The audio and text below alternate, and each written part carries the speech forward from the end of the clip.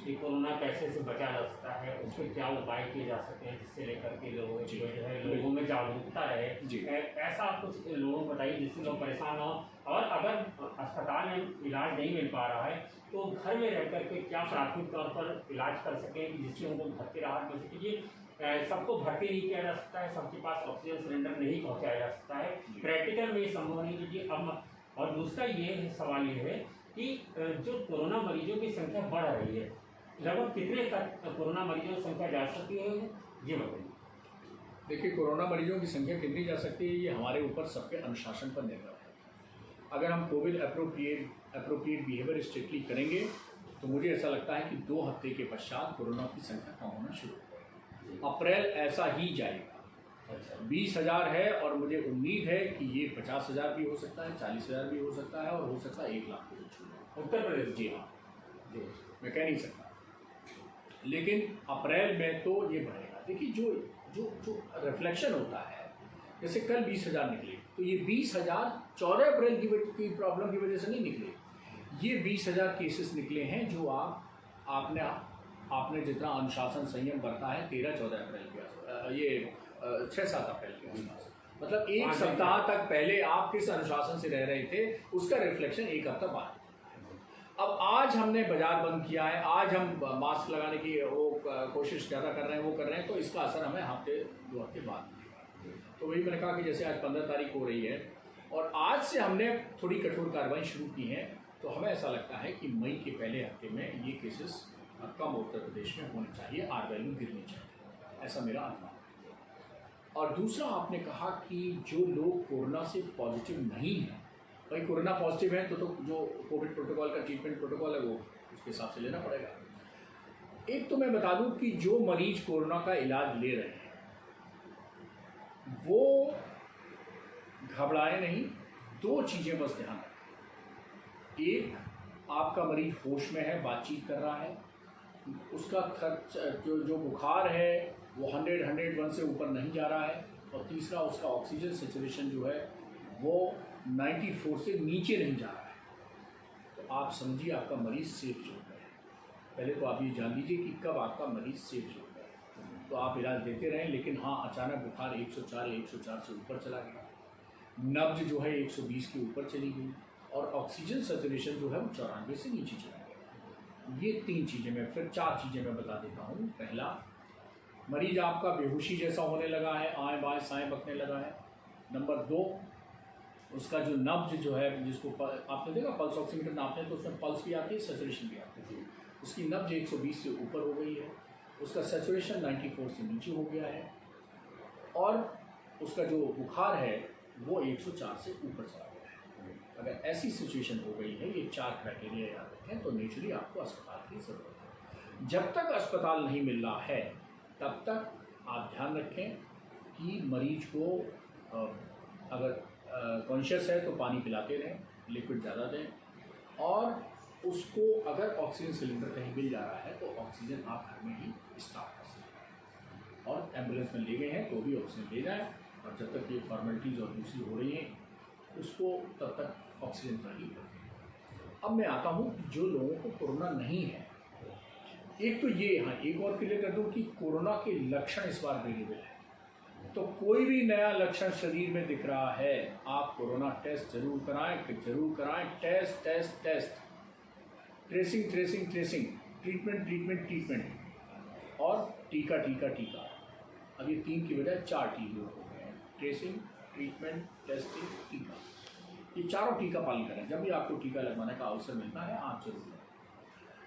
दूसरा, जो लोग अभी कोरोना से संक्रमित नहीं हुए हैं लेकिन उनको खतरा बना हुआ है, सब खतरा सबको बना हुआ है, वो क्या करें? तो जैसे मैंने कहा, सुबह शाम पानी उबाल के खाओ। जो विटामिन हम लोग कहते हैं A, B, C, D, उसमें से B, C, D विटामिन जो है वो इसके लिए बहुत महत्वपूर्ण है। तो विटामिन B, विटामिन C, चूसने की गोली आती है 500 मिलीग्राम की, 1 या 2 गोली रोज चूस लें। अगर विटामिन C नहीं मालूम किसी को मिल जाए तो एक नींबू जो है वो निचोड़ के शिकंजी सुबह पी लीजिए, शाम को पी लीजिए, हो गया ना विटामिन C, क्या दिक्कत है? अब धूप तो तेज है तो वरना तो विटामिन डी धूप में बैठ के भी ली जा सकती है। तो विटामिन डी की 60,000 इंटरनेशनल यूनिट की एक दवा आती है, पाउच या गोली या कैप्सूल, और उसको ले लें आप, और 1 महीने में 1 बार उसको खाते रहें मेंटेनेंस के रूप में। अगर मान लीजिए किसी ने जांच कराई है और विटामिन डी 30 से कम है तो फिर हफ्ते में 1 दिन खाना पड़ेगा, और 4-5 कैप्सूल 4-5 डोज जो है हफ्ते में 1 दिन खा लें 1 महीने तक, और उसके बाद मेंटेनेंस डोज यानी महीने में 1 बार। बी कॉम्प्लेक्स के लिए भी मेरा सुझाव है, मैं तो देखिए डॉक्टर सूर्यकांत बदनाम है कम से कम दवा लिखने के लिए, तो बी कॉम्प्लेक्स के लिए मेरे सुझाव, अगर आपकी डाइट में हरी सब्जियां शामिल हैं तो आपको बी कॉम्प्लेक्स लेने की ज़रूरत ही नहीं है। आप हरे और मौसमी फल खा रहे हैं, आपको बी कॉम्प्लेक्स लेने की ज़रूरत ही नहीं है। आप सिट्रस फ्रूट खा रहे हैं, नींबू संतरा कीनू खा रहे हैं, तो आपको विटामिन सी की भी लेने की ज़रूरत नहीं है, तो केवल विटामिन डी ले लीजिए। तो इस पर भी देखना पड़ेगा कि आप खा क्या रहे हैं। आप हरे लाल पीले ये सब फल सब्जी खा रहे हैं रंग बिरंगे, तो इसका मतलब विटामिन बी और विटामिन सी का कोटा आपका पूरा हो गया, केवल विटामिन डी आपको लेना पड़ेगा। स्टीम मैंने कहा सुबह शाम लेते रहें, गर्मी का भी मौसम है और कोरोना खुद डिहाइड्रेशन करता है, तो पानी खूब पीते रहें। अब पानी का लोग जो है ना वो मैंने पानी कहा, लिम्का नहीं कहा, कोको कोला नहीं कहा, ये थोड़ा ध्यान रखें कि अपने पेयजल पिए। भाई हमारे यहाँ कम है पेयजल क्या? अब देखा हमने बच्चों को लोग जो है वो बॉर्नवीटा हॉर्लिक्स और पता नहीं क्या क्या खिलाते रहते हैं। अरे भाई कभी बॉर्नवीटा हॉर्लिक्स का स्वाद चख के देखिए, उससे तो स्वाद अच्छा मेरा सत्तू का है। आप सत्तू क्यों नहीं घुला के दे रहे हैं? नींबू और नमक डाल के बढ़िया सा सत्तू दीजिए, उसका स्वाद भी अच्छा है, उसमें विटामिन भी हैं, मिनरल्स भी हैं, हाइड्रेशन से भी बचाएगा और कोल्ड ड्रिंक के दुष्परिणाम है उनसे भी बचाएगा। अब किसी बच्चे से हम पूछ दें सत्तू, तो अंकल पूछेगा डॉक्टर अंकल क्या व्हाट डू मीन बाय सत्तू, तो बच्चे जानते नहीं। अभी मैं किसी को कह दूँ गुड़, आयरन के कैप्सूल लोग खाएंगे, गुड़ नहीं बच्चे को खिलाएंगे। अरे चीनी में सिर्फ मिठास है, गुड़ में बहुत कुछ है, तो गुड़ आप खाते रहेंगे तो ना आयरन की कमी होगी ना मिनरल्स की कमी होगी, जो बहुत सारे मिनरल्स होते हैं। तो बच्चों को आदत थोड़ी डालनी चाहिए, चीनी को रिप्लेस गुड़ से करना चाहिए। नमक में भी सेंधा नमक जो है बेहतर होता है। जितने बीपी के मरीज हैं मेरा उनसे गुजारिश है सफ़ेद नमक छोड़ दीजिए, सेंधा नमक खा लीजिए, देखिए बीपी की एक दवा वैसे ही छूट जाएगी आपकी। और ये त्यौहार है, ये समय है त्योहारों का, रमज़ान का, तो हम हिंदू भाई भी त्यौहार रख रहे हैं, मुस्लिम भाई भी त्यौहार रख रहे हैं, दोनों का त्यौहार है, दोनों को डिहाइड्रेशन का करना है। तो जो बीमार हैं और जो बुजुर्ग हैं और जो दूध पिलाने वाली माताएं बहनें हैं या गर्भवती महिलाएं हैं या छोटे बच्चे हैं, ये 5 कैटेगरी। मैं फिर कहता हूँ बुजुर्ग, बीमार मतलब कोई बीमारी लंबी हो, डायबिटीज़ है, ब्लड प्रेशर है, हार्ट है, किडनी है, बीमार। अब बुजुर्ग हैं, बीमार मतलब 60 साल से ऊपर हैं, बीमार हैं, गर्भवती महिलाएं हैं, बच्चे को दूध पिलाती महिलाएं और छोटे बच्चे। अब मैं इस्लाम का जानकार तो नहीं हूँ, ना हिंदू धर्म का जानकार हूँ, लेकिन मेरे ख्याल से कोई भी धर्म ये इजाज़त नहीं देता है कि ये 5 कैटेगरी के लोग व्रत रहें। तो मेरा हाथ जोड़कर प्रार्थना निवेदन है, किसी धर्मगुरु को अगर ठेस लगी हो मेरी बात से तो मैं क्षमा प्रार्थी हूँ, लेकिन ये 5 कैटेगरी के लोगों को व्रत रिकमेंडेड नहीं है।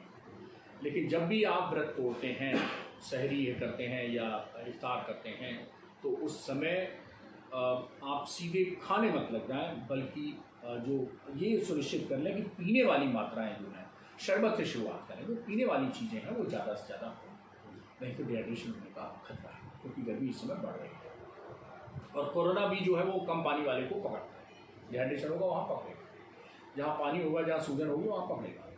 दूसरा मैंने कहा कि जो घर के लोग हैं वो थोड़ा बहुत एक्टिविटी ज़रूर करें, मतलब योग करें, प्राणायाम करें, कुछ नहीं तो जॉगिंग करें। अरे आप मोबाइल पे बात कर रहे हैं, टहल के करिए, क्या दिक्कत है, बैठ के क्यों कर रहे हैं? मतलब सिंपल फार्मूला है, जो काम आप लेटे लेटे कर सकते हैं वो बैठ के करें, जो काम बैठ के कर सकते हैं वो खड़े होके करें, जो काम नौकर से करवा सकते हैं वो खुद करें। अब ये मत करें, जरा 1 गिलास पानी ले आना, अरे भाई क्यों 1 गिलास पानी ले आना, भगवान ने पैर दिए हैं, हाथ दिए हैं, किचन में जाइए, उतना वॉक कर गए, किचन से गिलास लिया, फ्रिज तक गए, उतना वॉक कर गए, पानी निकाला और पानी लेके आए, पिया, तो आपके हो गए ना 50-60 कदम।